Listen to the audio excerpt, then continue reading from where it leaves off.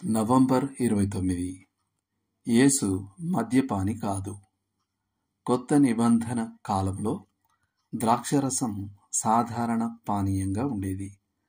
కానీ యేసు నీటిని ద్రాక్షారసంగా మార్చిన అద్భుతాన్ని మనం ఈనాడు మద్యపానీయాల వాడుకకు అనుకూలంగా వాదించడానికి ఉపయోగించకూడదు. తాగుడుకు అలవాటు పడిన ఒకతను ఓసారి నాతో ఇలా అన్నాడు, యేసు కూడా నీటిని ద్రాక్షారసంగా మార్చాడు కదా. దానికి నేనిచ్చిన జవాబు ఇలా ఉండింది, మీరు త్రాగుడుకు యేసును మాదిరిగా వాడుకున్నప్పుడు మిగతా ప్రతి విషయంలో కూడా ఆయనను ఎందుకు అనుసరించకూడదు? ఆ తర్వాత నేను అతనికి లూకా 22:18 చదివి వినిపించాను.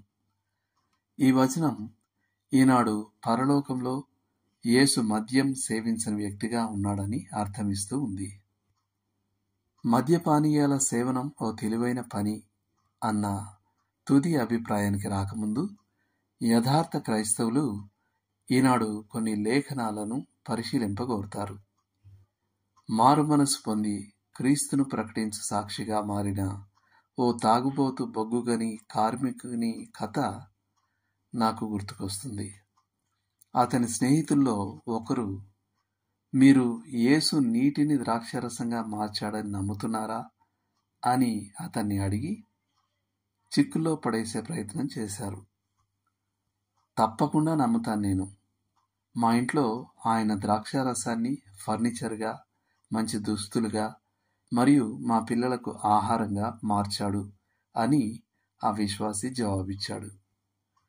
చివరిగా గమనించతగ్గది ఏమిటంటే, యూదులు ఎల్లప్పుడూ ద్రాక్షారసాన్ని నీటితో పలచన చేసేవారు. సాధారణంగా 3 వంతులు నీళ్లు, 1 వంతు ద్రాక్షారసం కలిపి. బైబిల్ పూర్తి నిషేధాన్ని విధించకపోయినప్పటికీ అది దాన్ని ఖచ్చితంగా ఓ పెద్ద విషయంగా చూస్తుంది మరియు తాగుబోతుతనానికి వ్యతిరేకంగా హెచ్చరిస్తుంది.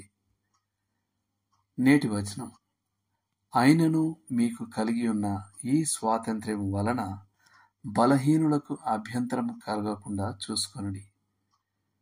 కాబట్టి భోజన పదార్థం వలన నా సహోదరునికి అభ్యంతరం కలిగిన ఎడల నా సహోదరునికి అభ్యంతరం కలగజేయకుండుటకై నేనెన్నటికినీ మాంసము తినను. కొరింథీయులకు రాసిన మొదటి పత్రిక 8వ అధ్యాయం 9-13 వచనాలు. ఇవి కూడా చదవండి. కొరింథీయులకు రాసిన మొదటి పత్రిక 8వ అధ్యాయం 10వ అధ్యాయం 23-31 వచనాలు. చేయాల్సిన పని. మద్యపానీయాల ఉపయోగాన్ని గురించిన ప్రశ్నను మీరే విధంగా ఎదుర్కొంటూ ఉన్నట్లయితే దాని గురించి ఆలోచించి ఓ నిర్ణయానికి రావడానికి ఇప్పుడు సమయం తీసుకోండి. దాని గురించి ప్రార్థించండి.